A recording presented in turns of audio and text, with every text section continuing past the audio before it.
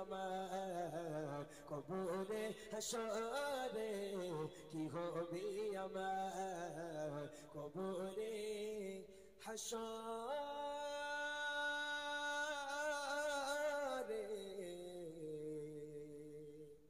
কি হবে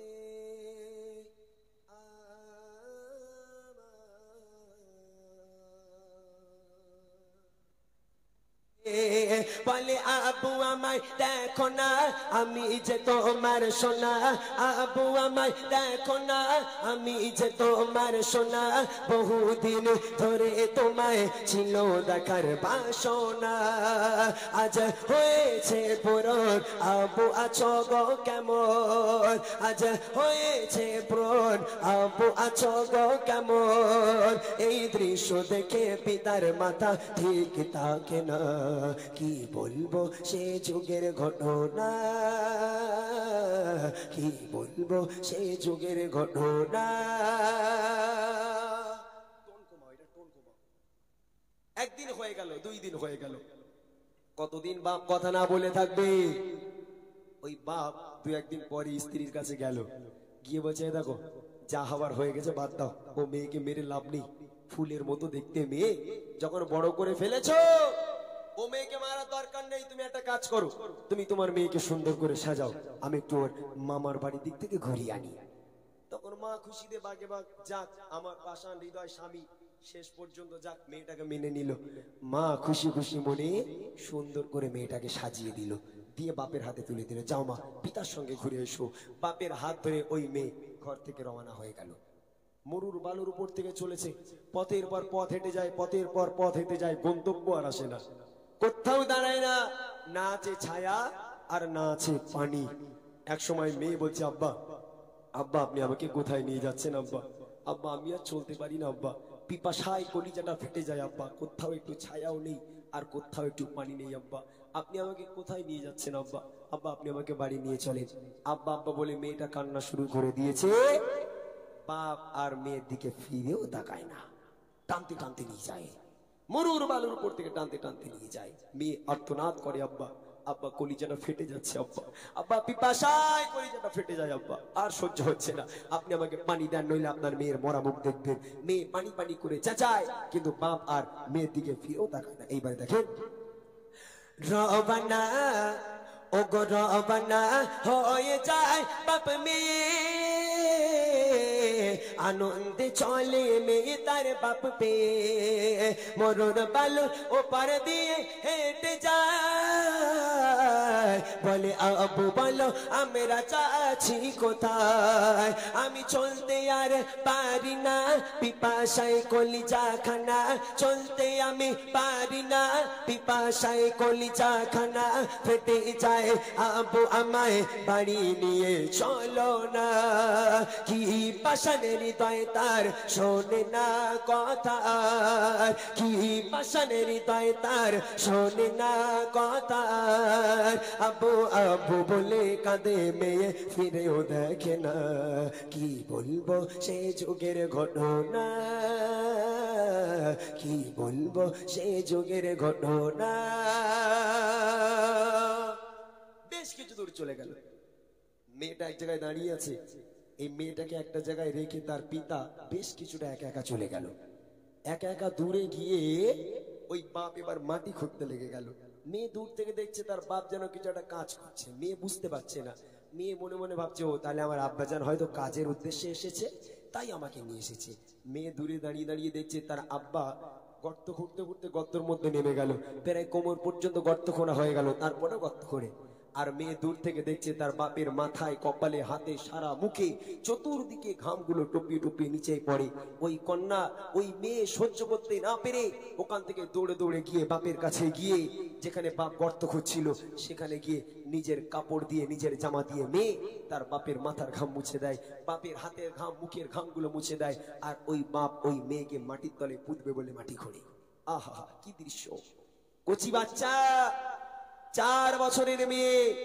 তার কোনো জ্ঞান বুদ্ধি আছে ভাই আজকের সেই মেয়েটা নিজের জামা দিয়ে বাপের ঘামটা মুছে বাপের কষ্ট সহ্য করতে পারে না আর ওই বাপ ওই মেয়েকে মাটির তলায় পুঁতবে বলে মাটি খোঁড়ে 1 মানুষ সমান মাটি খোঁড়া হয়ে গেল।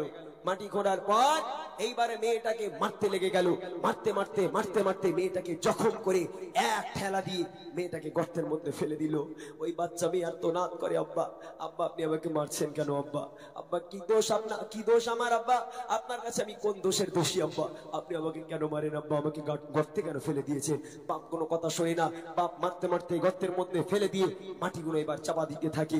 মাটিগুলো চাপা দিতে দিতে চাপা দিতে দিতে মেয়ের গলা পর্যন্ত মাটির তলায় ঢুকে গেল। মাটি দেওয়া হয়ে গেল গলা পর্যন্ত। ফুলের মতো চাঁদ মুখটা শুধু মাটির উপরে ভেসে আছে। ওই কচি মুখ নিয়ে আব্বা বলে কাঁদে, আব্বা আব্বা আপনি আমাকে মারবেন না আব্বা, আব্বা আপনি আমাকে ছেড়ে দেন। মেয়েকে একা ফেলে তার পিতা করেছে মাটি, না বলে কোনো কথা। মেয়ে তার, ও গো মেয়ে তার পিতার ঘাম মুছে দাও। কেমন পাষাণ হৃদয় দেখে। ওই মেয়েকে গর্তের মধ্যে ফেলে দেবার পর যখন মুখটা উপরে ভেসে আছে, ওই মুখে মারতে লেগে গেল। কচি মুখ ফুলের মতো মুখে মারতে মারতে রক্তাক্ত করে দিয়ে ওই মুখটাও আর বাঁচিয়ে রাখলো না। ওই মুখটার আব্বা বলার মতো রাখলো না, আর মাকে ডাকার মতো মুখটা রাখলো না। ওই মুখটাও মাটির তলায় পুঁতে দেওয়া হলো। আহা, কচি বাচ্চা বলে, আব্বা আব্বা আপনি যদি না চান কখনো আপনার বাড়িতে যাব না। আপনি যদি না চান কখনো আমার মাকে মা বলে ডাকবো না। আপনি যদি না চান কখনো আপনাকে আব্বা বলে ডাকবো না। আপনি আমাকে ছেড়ে দেন, আপনাদের থেকে অনেকটা দূরে আমি চলে যাবো আব্বা। আব্বা আমাকে প্রাণী মারবেন না। ওই বাপ মেয়ের কোনো কথা না শুনে সারা জনমের মতন আব্বা ডাকার মতো সেই মুখটাও মাটির তলায় পুঁতে একবারে মাটির সঙ্গে সমান করে দিল। এইরকম বাপ, এইরকম পিতা যে তার নিজের কন্যা সন্তানকে মাটির তলায় পুঁতে দিল। মেয়ে এত আর্তনাদ করলো, তার পিতার মনে একটু দয়াও হলো না, একটু মায়াও হলো না। এবার কবি লিখছে, মেয়েকে একা ফেলে তার পিতা খুঁড়ছে মাটি, না বলে কোনো কথা। মেয়ে তার, ও গো মেয়ে তার পিতার ঘাম মুছে দেয়। আর আপন মনে পিতা মাটি খুঁড়ে যায়। এক মানুষ মাটি খুঁড়ে পিতা মেয়ের হাত ধরে, এক মানুষ মাটি খুঁড়ে পিতা মেয়ের হাত ধরে টেনে টেনে দিল ঠেলে মেয়ে যায় গর্তে পড়ে। কাঁদে কচি সোনা আবু আমায় মেরো না, কাঁদে কচি সোনা আবু আমায় মেরো না। মাটি চাপা দিতে থাকে মেয়ের কথা শোনে না। কি বলবো সে যুগের ঘটনা, কি বলবো সে যুগের ঘটনা। ইয়া রাসূলুল্লাহ, ইয়া হাবিবাল্লাহ, আমি আমার মেয়েকে এইভাবে জিন্দা দাফন করেছি। এই কথা শুনে আমার আপনার নবী এত কান্না কেঁদেছিল। নবীর চোখের পানিতে রসুলের দাড়ি মোবারক ভিজে নবী পাক যে পিরানটা পড়েছিল, পিরানটা পুরো ভিজে গেছিল। সেই দিন থেকে আমার আপনার নবী মেয়েদের সম্মানকে অনেক বাড়িয়ে দিয়েছে। শুধু তাই নয়, আল্লাহ রসুল নিজে আরজ করেছে, যার বাড়িতে মেয়ে সন্তান জন্ম নেবে, যার বাড়িতে কন্যা সন্তান জন্ম নেবে, আল্লাহ পাকের রহমত এবং বরকত আল্লাহ পাক তার বাড়িতে ভরিয়ে দেবে। জোরে বলুন না সুবহানাল্লাহ। কত শ্বশুর কত শাশুড়ি আছে, যদি কোনো আমার ভাবি, কোনো আমার মা হাসপাতালে যদি মেয়ে সন্তান জন্ম দেয়, শাশুড়ি ফোন করতে ছেলের কাছে, এই দা খবর তো যাবি না কেন না মা, কি হয়েছে? বলে সে ছেলে চেলুন, ছেলে হয়নি, মেয়ে হয়েছে। মেয়ে হয়েছে, যাওয়ার দরকার নেই। ও মেয়ের বৌমার বাপ মা এসে বুঝে নেবে, খবর তো যাবি না জানো। কেন মেয়ে হয়েছে মানে এত জ্বালা কেন, এত বাস পড়ে কেন তোমার ঘরে? মেয়ে হলি, হ্যাঁ মেয়ে হয়েছে মানে 3 লাখ টাকা চলে যাবে, আর ছেলে হলি তো 3 লাখ টাকা আসতো। তাই শ্বশুর শাশুড়ি চাই খালি ছেলে হোক, খালি ছেলে হোক, আর মেয়েগুলোকে ফেরেশতারা নেবে।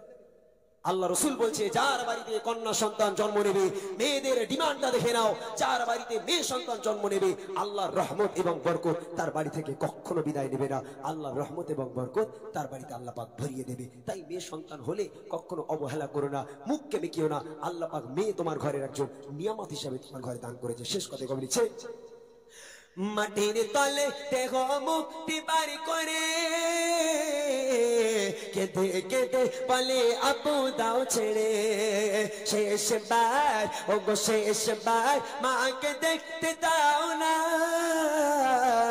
মাটি চাপা দিয়ে দিল মুখানা আখা কি পাষাণ হৃদয় একটু কি দয়া না হয় আখা কি পাষাণ হৃদয় একটু কি দয়া না হয় এই কথা শুনে প্রিয় নবীর কেঁদে বুক ভেসে যায় বলে নবী আকেরাম তোমার কন্যা সন্তান বলে নবী আকেরাম তোমার কন্যা সন্তান ঘরের রহমত বরকত সবই অবহেলা করো না কি বলবো সে যুগের ঘটনা কি বলবো সে যুগের ঘটনা আরবের বুকে জাহেলিয়াত যুগে আরবের বুকে জাহেলিয়াত যুগে সুখ শান্তি নারী সম্মান বলে কিছুই ছিল না কি বলবো সে যুগের ঘটনা কি বলবো সে যুগের ঘটনা কি বলবো সে যুগের ঘটনা